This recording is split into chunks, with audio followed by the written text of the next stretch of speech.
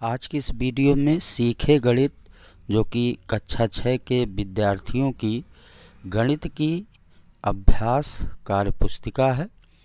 इसके गणित के प्रश्नों को आज की इस वीडियो में हम हल करना सीखेंगे।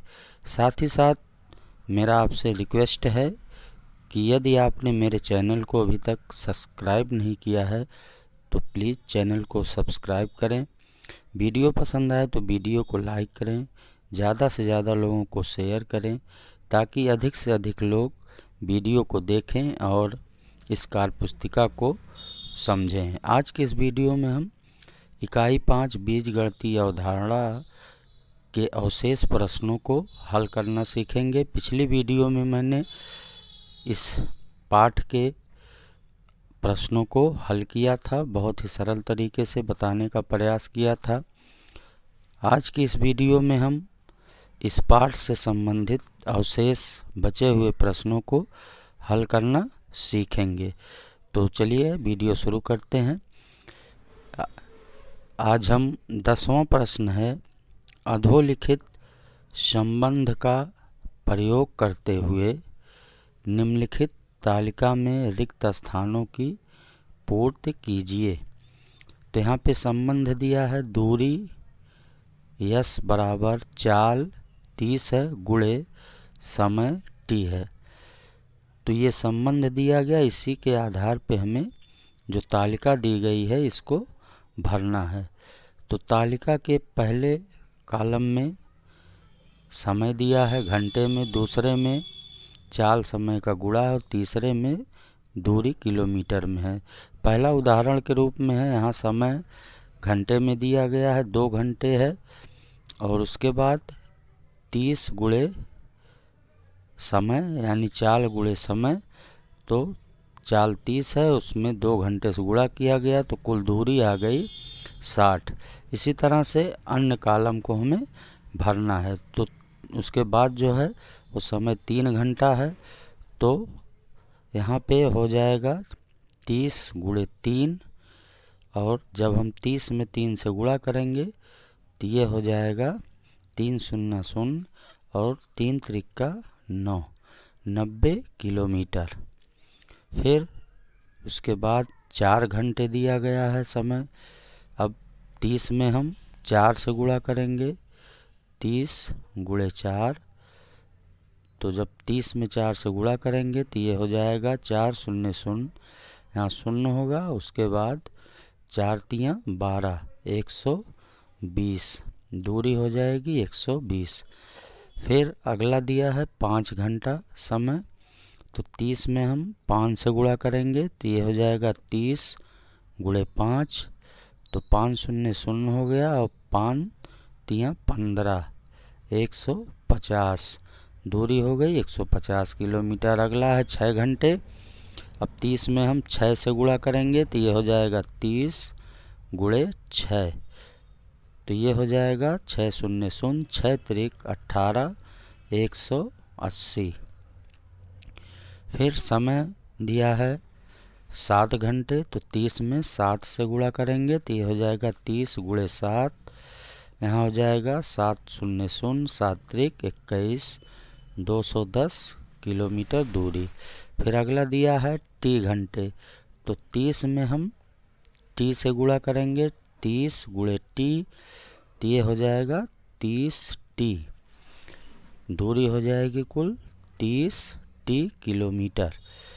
इस प्रकार हम इस तालिका को भरते हैं। 11वां प्रश्न अब हम हल करना सीखेंगे। कह रहा है, आदित्य की आयु जूही की आयु से आधी है, 2 वर्ष बाद आदित्य की आयु क्या होगी। तो यहाँ पे जो आदित्य की आयु है वो जूही की आयु से आधी है। तो अगर हम जूही की आयु मान लें, माना जूही की आयु x वर्ष है, जूही की आयु को हमने मान लिया, माना जूही की आयु बराबर x वर्ष। अब चूंकि आदित्य की आयु जूही की आयु की आधी है तो आदित्य की आयु हो जाएगा, आदित्य की आयु बराबर ये हो जाएगा जूही की आयु का आधा कर देंगे, अर्थात ये हो जाएगा x/2। ये हो गया आदित्य की आयु x/2 वर्ष। अब फिर कह रहा है 2 वर्ष बाद आदित्य की आयु क्या होगी। अब जो ये आदित्य की आयु है x/2, इसमें हम 2 वर्ष और जोड़ देंगे, तो इसको लिखेंगे हम 2 वर्ष बाद आदित्य की आयु बराबर, तो ये हो जाएगा, ये हो गया 2 वर्ष बाद आदित्य की आयु बराबर x/2 और धन 2 वर्ष। ये 2 वर्ष बाद आदित्य की आयु होगी और यही हमारा आंसर होगा। अब इसके बाद हम अगला प्रश्न हल करना देखेंगे, अगले प्रश्न को हल करना सीखेंगे। अगला प्रश्न 12वां प्रश्न है। ये है 12वां प्रश्न, निम्नांकित प्रश्नों के 4 विकल्पों में से सही विकल्प चुनकर उत्तर लिखिए। तो यहाँ पहला है, निम्नांकित में चर राशि है।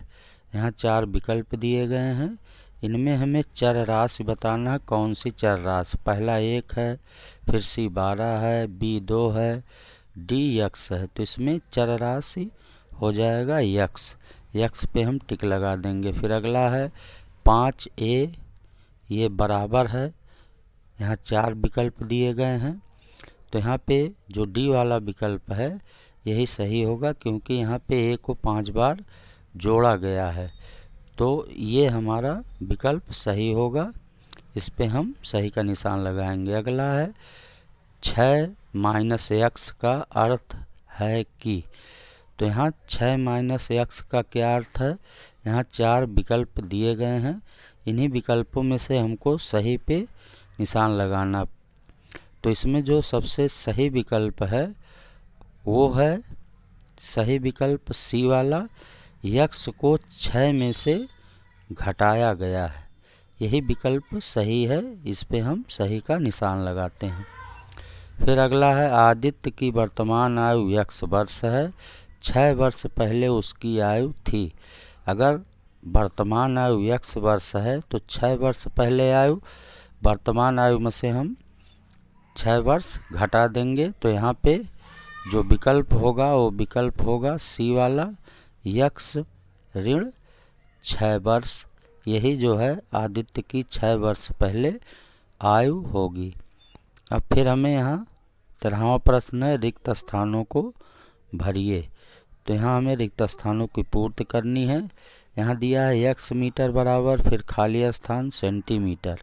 तो हम जानते हैं कि 1 मीटर बराबर ये होता है 100 सेंटीमीटर के। 1 मीटर में 100 सेंटीमीटर होते हैं। अब हमें ज्ञात करना है x मीटर में कितने सेंटीमीटर होंगे। तो ये हो जाएगा 100x सेंटीमीटर। तो हम खाली स्थान में लिखेंगे 100x सेंटीमीटर। फिर है a लीटर बराबर कितने डेका लीटर होगा। तो 1 लीटर बराबर ये होता है 1/10 डेका लीटर। 1 लीटर में 1/10 डेका लीटर होता है। तो a लीटर में हो जाएगा a/10 डेका लीटर। यहाँ हम खाली स्थान में लिखेंगे a/10 डेका लीटर। फिर कह रहा है 2 पैसा बराबर कितना रुपया होगा। तो हम जानते हैं 1 पैसा बराबर ये होता है 1/100 रुपया। 1 पैसा बराबर 1/100 रुपया होता है। तो 2 पैसा बराबर हो जाएगा 2/100 रुपया। ये हो गया 2/100 रुपया। फिर कह रहा है m ग्राम बराबर कितने मिलीग्राम। तो 1 ग्राम बराबर हम जानते हैं ये होता है 1000 मिलीग्राम के। 1 ग्राम में 1000 मिलीग्राम होता है। तो m ग्राम में कितने मिलीग्राम हो जाएगा। तो m ग्राम में हो जाएगा 1000 m मिलीग्राम। तो यहाँ हम लिखेंगे 1000 m मिलीग्राम। खाली स्थान में हो जाएगा 1000 m मिलीग्राम। इस तरह से रिक्त स्थानों की पूर्ति करते हैं। फिर 14वां प्रश्न है, कौन सा कथन सत्य अथवा असत्य है। तो यहाँ पे कथन दिया गया और आगे हमें सत्य असत्य लिखना है। तो पहला है समीकरण x धन 1 बराबर 0 का हल x बराबर ऋण 1 है। तो यहाँ पे ये समीकरण दिया गया है और कह रहा है इसका हल x बराबर जो है वो ऋण 1 है। तो ये कथन जो है सत्य है, इसको हम यहाँ लिख देंगे सत्य। अब इसको हम समीकरण को हल कर लेते हैं। तो ये हो गया x धन 1 बराबर 0।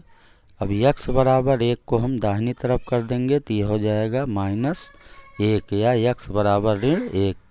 फिर अगला कह रहा है यम एक अचर संख्या नहीं है।